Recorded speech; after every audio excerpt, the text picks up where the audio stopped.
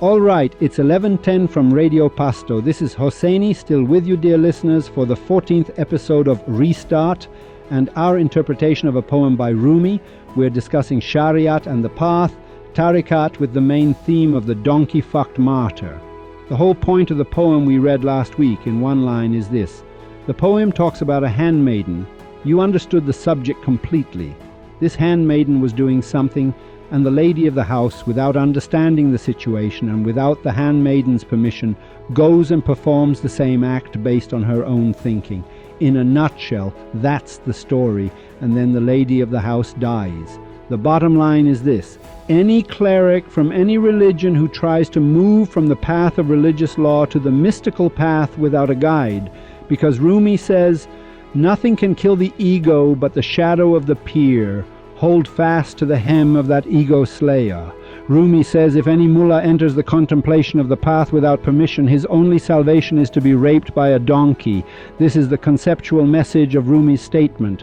And this violation must happen in a way that he dies. And when does this person realize he knows nothing? He understands he knows nothing of the path when the donkey does something to him that comes out of his throat.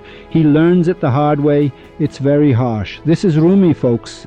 Esteemed listener, this is Attar, this is Sadi, this is Hafez. This isn't Hosseini you're messaging saying, I heard from Hosseini himself that... No, my dear. Mr. Unfortunate, Mr. Fanatic. Look, you pray, you fast, you give your religious tax, and you still haven't gotten the point. Restart isn't some joke of a show. Soon the world will be run by Sufism. Dude, where have you been? The era of beating, Socrates enforcing him to drink poison, of dismembering Halaj is over. You dumbass, that era is gone. This is the age of Google. Now why this program is being presented after several years, or hundreds of years, or thousands of years, and what program might come out in the next few hundred or thousand years is a very different matter. Here, Rumi explains Shariat completely. When you're following religious law, it means jihad, it means khums, zakat, whatever is in the branches of your religion. Esteemed listener, this is a very important point. Let me make two important points and then we'll start reading the rest of the poem, which is even more shocking. I mean, it's much worse. I wish I had only read the poem up to this point because Rumi's insult unfortunately gets much worse than this. The next few verses will really mess a lot of things up. Now, pay attention. He says, the branches of your religion must be practiced with the permission of the perfect human. With whose permission are you declaring jihad? This is what Rumi is saying, what Hafez is saying, what Sadi is saying, what Khwaja Karmani is saying, what Sakil Osmani is saying. Hey, beautiful, listen up, damn it, listen. All of them are saying this, and you've seen how all of them, dear fanatical grandmother, the youth today are a bit smarter, we can't fool them anymore. You listen, my beautiful mother, who prays and whom I truly love. You saw on Iranian TV, I always said I respect parents, but this program is here to save you, and unfortunately, you have to listen. My pretty one, you have to listen. You who are praying, fasting, giving khums, giving zakat, going to clerics of any religion, pay attention to these things, my beautiful grandma. When you pray or fast or give khums, it must be with the permission of the perfect man. Part 2. The rightful jihad and the donkey-fucked martyr. So that you understand, my pretty one, you've read it in your own religion.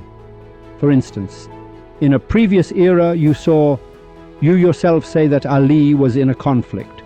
I'll use a story similar to your own so you get the point in your own language. It's said that Ali had an army on one side and they were praying, and on the other side Muawiyah was also praying. They were beating their chests and crying on that side, and they were crying on this side too. So you say Ali was in the right? They were praying on that side, and on this side too they were praying, fasting, giving khums, giving zakat. It became a jihad, mother. Look, beautiful grandmother. On that side was Ali with his army, it was jihad, and on this side was Muawiyah with his army, it was jihad. You say that since Ali ibn Abi Talib was on that side, he was right, and anyone who died on the other side died a donkey's death. Meaning you're basically saying they were donkey-fucked martyrs when they died. We're saying the same thing. We ask, during the era of Nader Shah, Were attacks carried out in the name of religion? Were Indian women and children violated? Those Iranians who died there, were they donkey-fucked martyrs or not? We have to think about it. History repeats itself. Mahmud of Ghazni attacks India, messes a lot of people up here and there. Those Iranians who were there, are they donkey-fucked martyrs or not? This is what Rumi is talking about. With whose command are you going to jihad? Right now you go to I don't know where.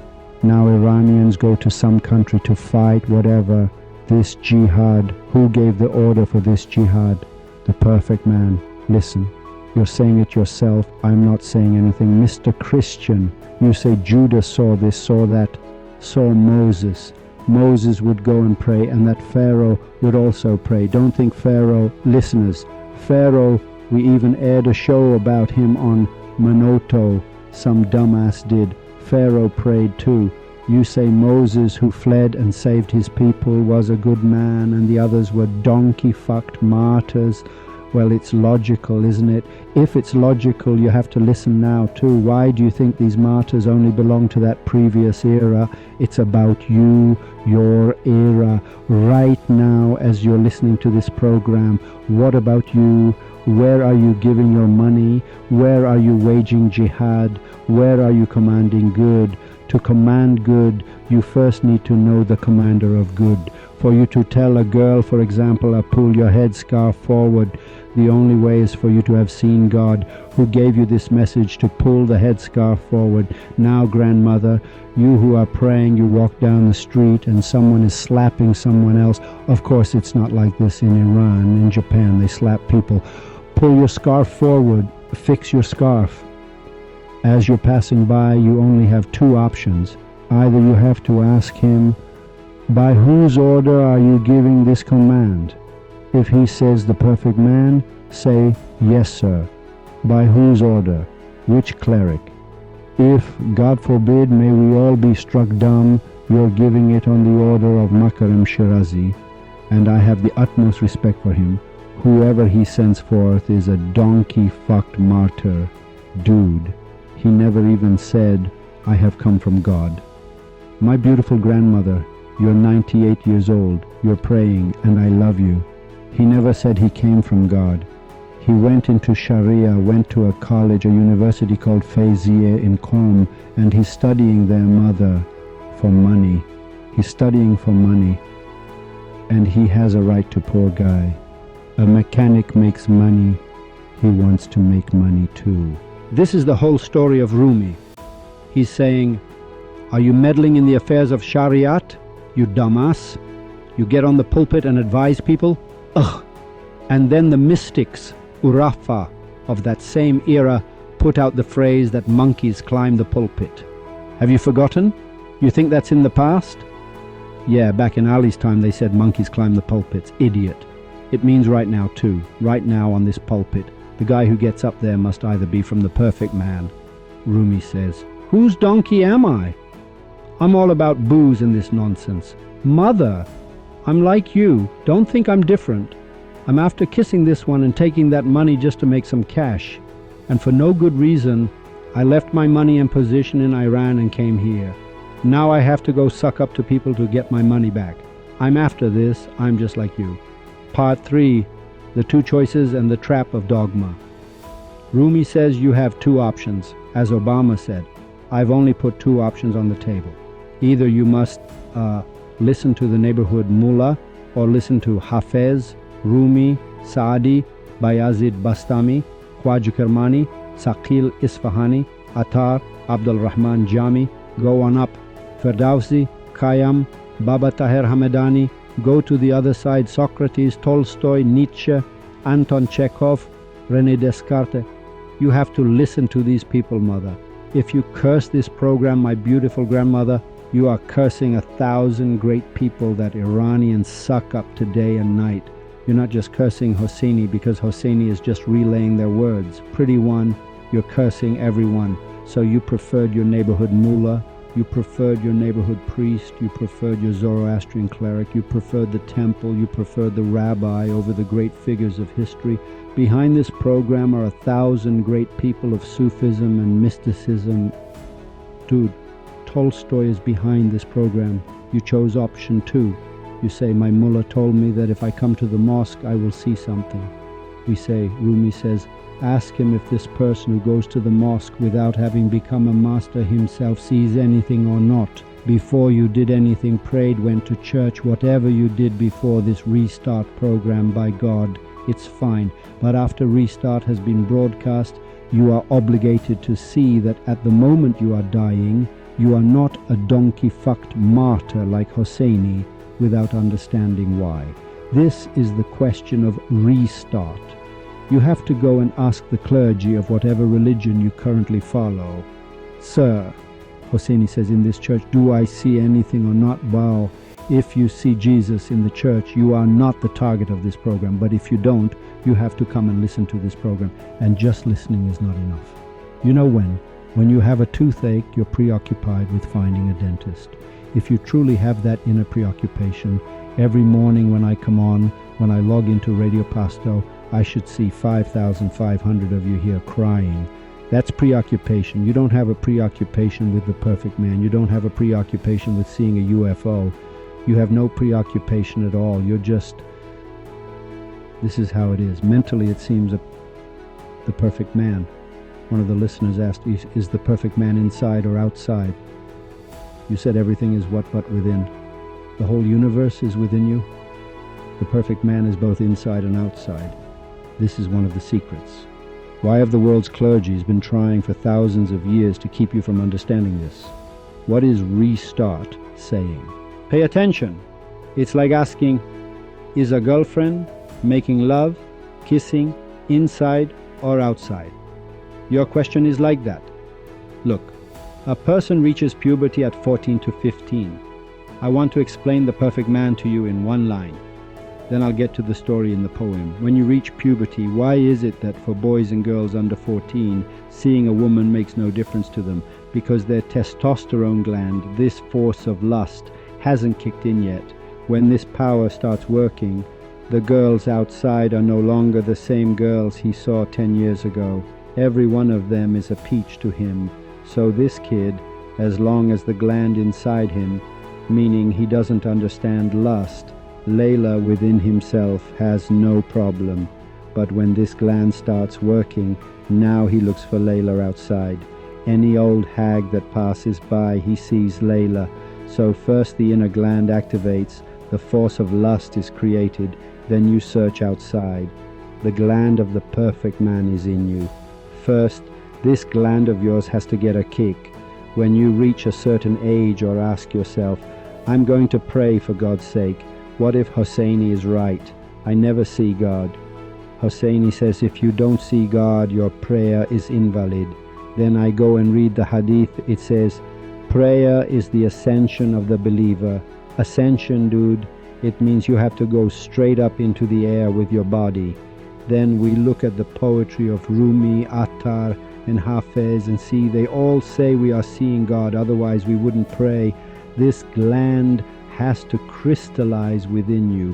When this gland of understanding, the gland of reason, the second intellect gets a jolt, then you will see the perfect man outside. So you must first see the perfect man within yourself. You understand the testosterone gland well enough to know you have to see the girl outside. Why doesn't a 13-year-old want to kiss the girl in front of him? Because that gland inside him hasn't been activated, so he doesn't see Layla outside either.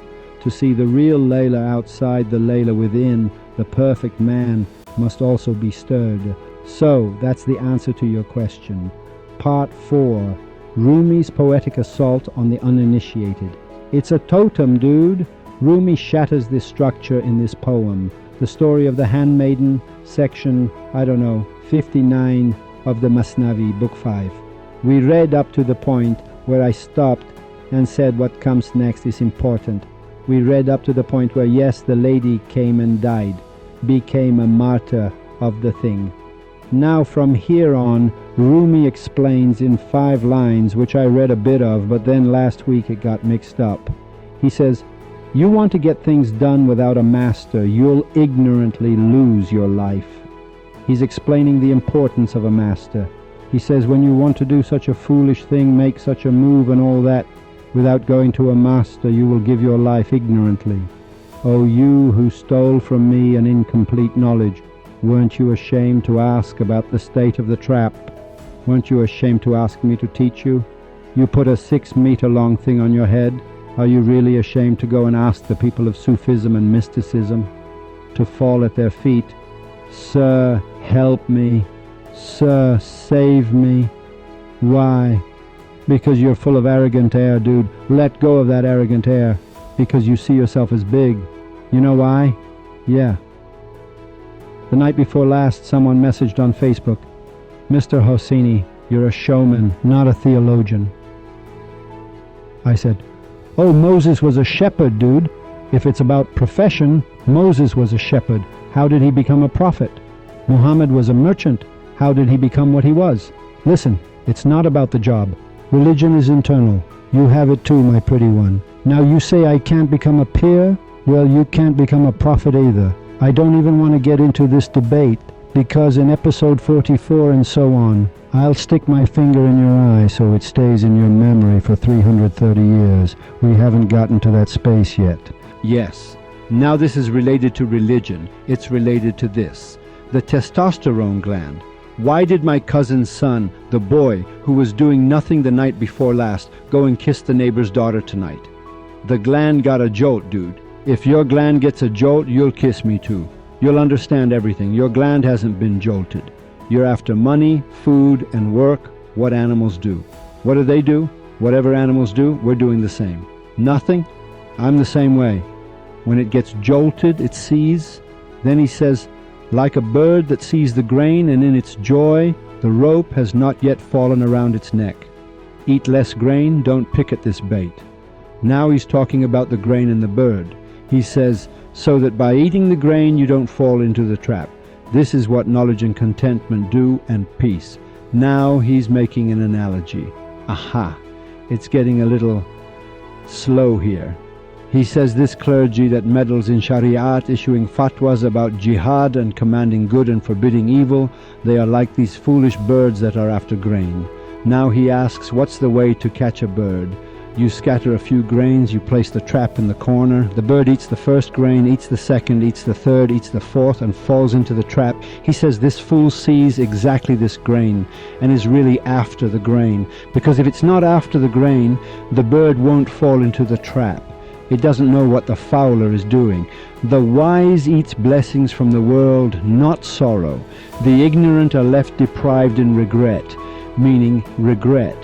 When the rope of the trap falls on their throat, eating grain becomes forbidden for all. A bird in a trap, how can it eat grain? The grain is like poison in the trap if it grazes. He says when the bird eats the grain, it doesn't know the grain is the poison that's killing it. It's grazing, but it's falling into a trap. Again the bird. Now the trap, the grain, is a poison robber, zahri roba. Like a magnet, they say magnet, a magnet attracts iron. He says, now the trap, the grain, is a poison robber. He attaches the word robber, so you understand. The perfect man is like a magnet that iron is attracted to. Not every... Yeah. I said at that time, I said you can be a very good person, a very good drop of water under a flower that ends up being eaten by a donkey. I can be Mr. Hassan's urine that he's peeing into the sea. In the sea, when I enter the sea, even though Mr. Hassan is pissing in the sea, when I enter the sea, I become pure. The sea has the power to purify, but you become donkey food. He says, that which is inside the trap, the grain, is a poison robber. Poison robber means this trap that has been set. The grain is attracting like a magnet. The poison is drawing it in. Blind is that bird that sought grain in the snare, the bird that does such and such. Now the owner, what happens? He says, the owner of the trap beheaded the fools. So Rumi comes and says that these birds that you see are after grain. They go there for the grain. They don't know they are going to a slaughterhouse called the fowler and a net called the fowler. When they get there, the owner of the trap beheaded the fools. Now they finally realize they are being killed. And he dragged the dainty ones to the gatherings, meaning he kills them, sends them to gatherings. Gatherings for Imam Hussein and gatherings for I don't know what, so that they become food for the rest of the people to be eaten there. For meat is what's useful from them. Why? Because these are only after meat, and they are useful for the good thing about these birds is that they have meat. The master saw the dainty ones crying and wailing wretchedly. He explains it very beautifully. He says, why do these birds go there? They themselves don't know that they are the food for that mullah, meaning that mullah who is bringing 50 people into the mosque, these are birds that are entering a trap with this grain. He doesn't know that he wants to behead them later. And why is he doing this? Because he wants meat from them, a symbol of money and such. He wants money. He wants to do something with them. They don't know, and the grain has been set, that meaning both that mullah is after this grain and the people who follow him. Now from where? I say the people. I'll explain it now so that in 4 verses I open up the whole subject. Then he returns to the story and says, Then the handmaiden came from the crack in the door and saw the lady dead under the donkey. She said, O foolish lady, what was this? If your master showed you a form, you saw its surface, and its secret was hidden from you. Unskilled, you suddenly killed this business. He says the handmaiden looked through a crack in the wall and saw that, yes, that lady, the one who understood nothing of the path, tariqat, from the law, shariat, was dead under that donkey. Then she turned to her and said, You foolish lady, what was this you did? If the master showed you a form, if you understood something, you only understood its surface, meaning shariat means the surface. Remember, when mystics say surface, they mean shariat. When they say inner, batin, they mean tariqat. Pay attention to this so you know he's saying, you saw its surface and its secret was hidden from you, which you didn't understand. You're not even a master and you're setting up shop for me. This word shop means the same as the pulpit, the place where the preachers who make this display on the prayer niche and pulpit, the place where, now he says you still understand nothing of the path of Sufism. Pay attention to the words, because in the following verses he clearly indicates and tells you, listener, Hosseini is telling the truth and only Hosseini is giving a direct report. Hosseini is right and only Hosseini is right, meaning Rumi points this out. You went and opened a shop for me. That thing, well, the word is bad, I changed it. I had done that thing, that subject, I made it something else last week. You saw a thing like honey and like candy. Why didn't you see the gourd, O greedy one? He says you only saw that thing and you liked it. No way, you didn't see the gourd. You know the story. Or were you so drowned in love with the donkey that the gourd remained hidden from your sight? He says either you were really in love with this donkey, meaning the love of this, you liked it so much, for example, to make a name for yourself, for them to say, Hosseini, you are a great man. Sir, you are a Sufi, I am a Sufi too. I am also issuing a fatwa for jihad. Either you were seized by the love of the donkey. You saw the surface of the craft from the master, and happily, joyfully, you took up mastership. He says you saw the surface of the craft and then you thought you were a master, happy, so happy. Oh, many a deceitful, foolish, unaware one has seen nothing of the path of men but the wool. Zarak means deceitful, a trickster. He says, oh, many a deceitful, foolish trickster, unaware, has seen nothing of the path of men but the wool. Suf means the woolen garment that the Sufis wore. He says, these gentlemen of the Shariat, oh, many a Zarak, meaning deceitful. He says this clergy that is in the Shariat and meddles in the Tariqat, someone who is in the Shariat, has a shop, is helping someone learn to pray, that's fine. Rumi and the others are not targeting them. The targeting begins when they meddle in the Tariqat. He says, oh, many a deceitful, foolish, unaware clergy from the path of men, meaning from the great men, has seen nothing but the wool. Here he refers to Sufism. He says this one has only seen the wool of the Sufi. He hasn't seen the gourd. He's seen this robe, thrown this wool over his shoulder, goes up and sits and talks to himself. He's only seen this wool. Suf means woolen cloth. He's seen the wool, not himself. Oh, many a scoundrel from a little craft learned nothing from kings but talk and boasts. Shuk.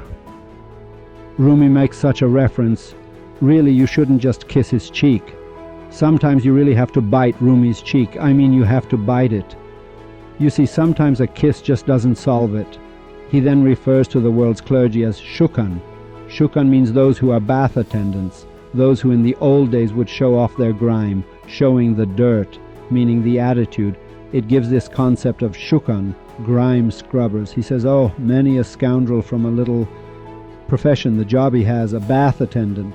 He says, you've seen these bath attendants? This clergy is like the bath attendants who, from the kings who come to the bathhouse to be scrubbed, learned nothing but talk and boasts. Why? Because when a king comes to the bath, he's not really talking about military campaigns.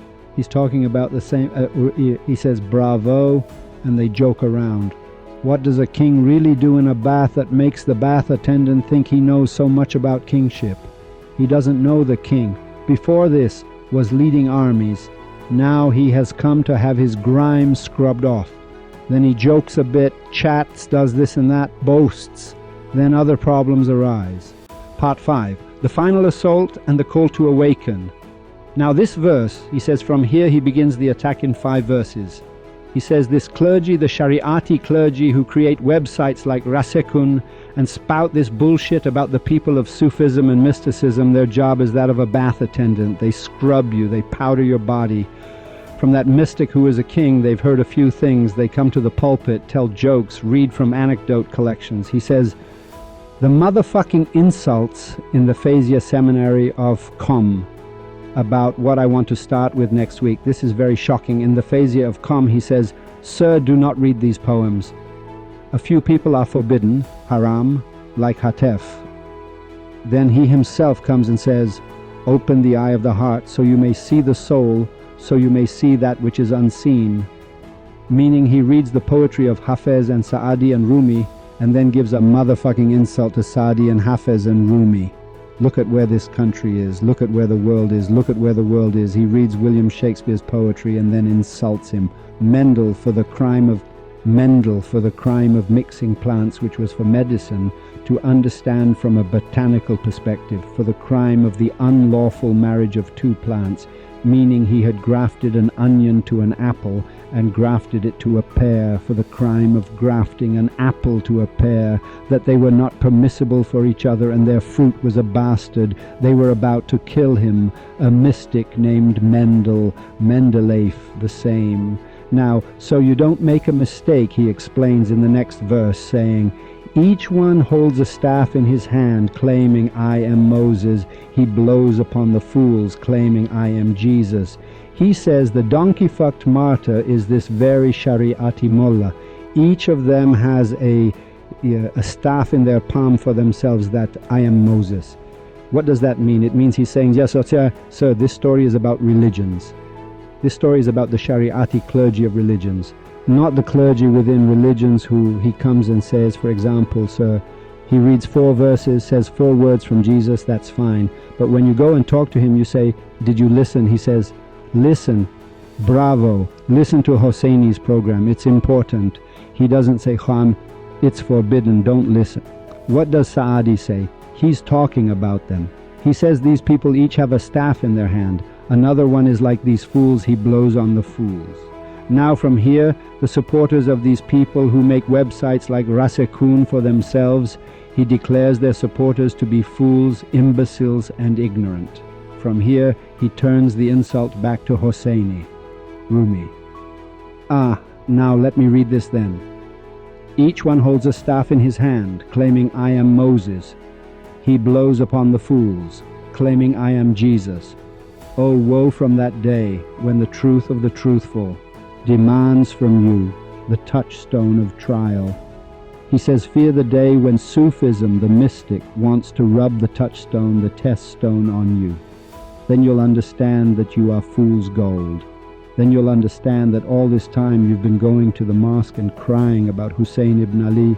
Hussein ibn Ali was outside at the door and they were slapping him in the face.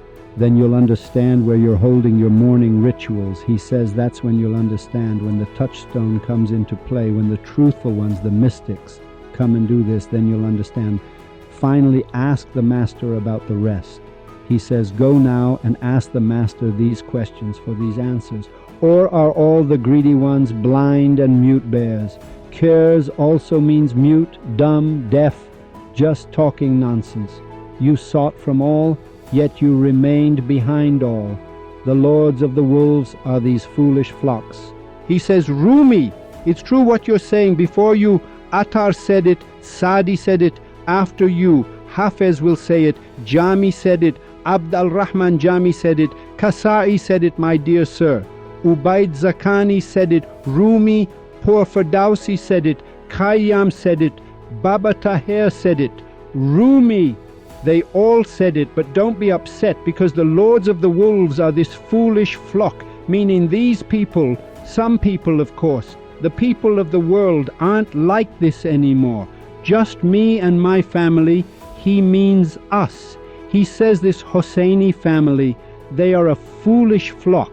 Hosseini, Rumi, nothing can be done about him. No matter how many poems you write, they all said it too. Did the people understand? They killed Socrates. They gave motherfucking insults to Nietzsche in the name of godlessness. They killed Hallaj in the name of blasphemy. These same people killed them. Hosseini, Rumi, don't do this. Hosseini doesn't understand. Hosseini is this foolish flock. Hosseini is used to being taken to the mosque for 5 million years. He sees nothing, and still he goes. He just doesn't get it. There's a hole, he sees a black hole, and he's happy about it. Then he throws money into that hole too. Then this money he throws into that hole doesn't get anywhere, and he himself doesn't know it doesn't get anywhere, but he gives it anyway. They are a foolish flock, Rumi says. He says, Rumi, who are you reading these poems for? This Hosseini is a foolish flock. Hosseini doesn't understand this subject at all. He doesn't even know that the great secret of existence is the perfect man and what subjects lie behind it. Hossein doesn't understand. You sought all, yet you remained behind all. The lords of the wolves are these foolish flocks. You became a form, you heard a form, and became a translator, unaware of your own words, like parrots. He says you saw a form, you heard a form, unaware. Like parrots, the story of the parrots, which he explains later. What did Abraham really say? Really, esteemed listener, you who say my religion is Abrahamic, my religion is Hanif, and so on, what did you really see? Really? One of, if you wake your grandfather from the grave, he'll say, I went to church 500 times. How many times did you go? If you see Jesus, we are your humble servants. If you don't see him, you must come and listen to the Restart program and we will show you. If you don't see, by God you don't see. It makes no difference. Prayer and fasting and khums and zakat without the permission of the perfect man are forbidden. You don't even know what the problem is. The one who doesn't pray, we don't have a problem with him. The one who doesn't believe in God, Rumi has no problem with him either. You know why? Because science is a branch of mysticism. That's why one day they say atomic mass, the periodic table, they arrange it by atomic mass, later they arrange it by atomic number. Now, science made a mistake there, then it corrected it. But because he at least wants to do something, make a vaccine, do something, at least the poor guy is doing something. But you are giving money to a place to silence the voice of Rumi. This is very different, and there will be no way of salvation left for you. This was just the third layer of this poem, meaning the poem of the handmaiden, the third layer. The fourth layer, I'll just say one sentence about the fourth layer and solve the issue. Because from the layer, because one of the listeners messaged again on Facebook, you all have asked so many questions really, over 5,000 to 6,000. Don't think I can answer all of them. Slowly, it will be explained in Restart. Really over 3,400, I'm not lying. Over 3,450 messages have come. Everyone has questions. We are very grateful, and I'm very happy that this thing is shaking people's insides so much. This is very important. In the fourth layer, if you read this poem again, two words come into the middle, zikr and zakar. Zikr means something very important. Zakar means that same donkey-fucked martyr thing. In the fourth layer, when you want to read the poem, if we want to open up its depth, it says some people, he says zikr belongs to the mystics and the people of the path. For these past few thousand years, the mullah sees zakar and then reads it as zikr, because they are written similarly. He says this, then he reads it. Now, these are very deep discussions. You had messaged that. Sir, we are reading Attar and... What? I said, Attar. We said, we told you it's forbidden, my pretty one. Don't read it. Attar is for the spiritual traveler, meaning once you have recognized the perfect man, you can read Attar. You really have no right to read Attar, or the Kashkul of Sheikh Baha'i. You shouldn't read these. You should read Hafez, read Sadi for now. But don't do it because it might take you way up in the air and then it can't help you at all. Anyway, whoever was praying before this, it's fine. From now on, when they pray, they must know that with every cycle of prayer they perform without the permission of the perfect man, they are getting further away from reality and truth. Their return will be longer. Someone who is next to me, if I want to give them food, I can. But when they are 1,100 meters away from me, I have to go 100 meters to give them food, or they have to come back 100 meters for me to give them food. This is very different, meaning it's path up to here. It's that sensitive. Part 6. The coming battle, the unity of being. Anyway, next week we will talk about the unity of being. What is the unity of being? The unity of being is the dispute of the entire universe, and Sufism from the unity of being. I mean, 5 principles, 5 main differences of all religious clergies throughout these few thousand years, with the program of Rumi and Restart and Socrates and these guys are over this very term, the unity of being. Now, what dispute these guys have with each other, it's very important for you to know. Meaning, just as he says, he reads poetry from Hafez Esfahani, but when he wants to, because now who is Hafez? Hafez is the one who explained the unity of being. You must know what the unity of being is. If you don't understand the unity of being, you don't know what the fight is about. You don't even know why do they kill so many Hallaj? Why are billions of dollars spent so that this doesn't happen?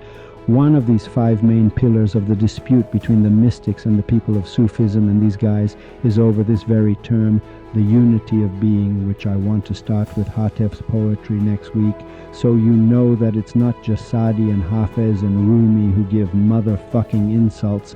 Hafez is giving them too, meaning with this same trick, I am showing one by one that these 1,000 people are all with us, not with you.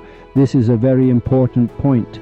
And they all have one target, and it's the eye and eyebrow of that beloved, that beautiful one, who in the world is called the perfect man, and besides him there is nothing else, and nothing else exists, and this itself is an ocean of thought, in the hope that this gland gets a jolt in the minds, in the thoughts of me and you, so that it becomes clear. And we will talk about the unity of being. I want to open its gateway very briefly because in 10 to 15 more programs I want to give some very important explanations about the unity of being, so you know that that cleric who is up there reading, open the eye of the heart so you may see the soul, so you may see that which is unseen. This beautiful motherfucker, this cute-cheeked motherfucker is trying with all his might to select poetry from Hafez. Did you get what happened? And he gives motherfucking insults to Hafez. He puts Hafez Esfahani on a pedestal to give motherfucking insults to Hafez so that people don't understand.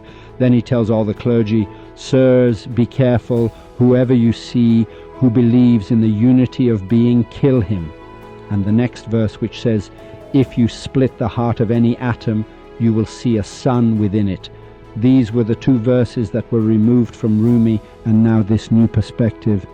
Now Hafez too, they all use this in a way. Yes, they read this poem. You go and look at the headers of all the phrases. If you split the heart of any atom, a sun within. You've all heard this.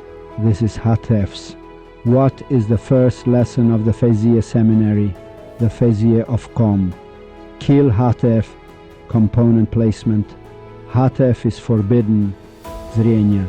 Если Hafez говорит, раздавите его. All the mullahs know this poem. If you split the heart of any atom, you will see a sun within it. And all the mullahs in the seminary, if I can next week, I'll play the voice of one of them so you can see he is talking to the mullahs, not the people. He's talking to the mullahs in the middle of the Fezia of Qom, saying, the way for us mullahs to be saved is to kill Hafez Esfahani, Rumi. He says why? The reason becomes clear in that audio. He himself is reading his poem. It's a very deep point. Alif Lam Fa. 1. It's 11:51. We bid you farewell and don't forget the Simurg campaign. Those who want to, many are messaging that, sir, we have a lot of messages, why aren't we taking money?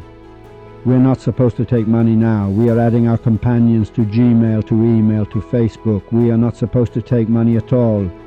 If it reaches 250 so that we read it, if it reaches 500, we will start taking money to go buy equipment and do the work and launch a TV station. If we take money now, what will we do with it? For now, thank God, we have enough money. For now, if the broadcast was about to be cut off, we'd say, sir, give money. We are not after money right now. We are after putting this program out and doing the work that we must do. We entrust you to the God of Maulana Jalaluddin Muhammad Rumi Balkhi Khorasani, Saadi, Hafez, the mystics. Until next week, the unity of being Hafez Esfahani and a new gateway may be opened for me and you, so that you know that the essence of death, the core principle is this: were we donkey-fucked martyrs, or did we know the perfect man? If we did not know him, we are donkey-fucked martyrs until we meet again.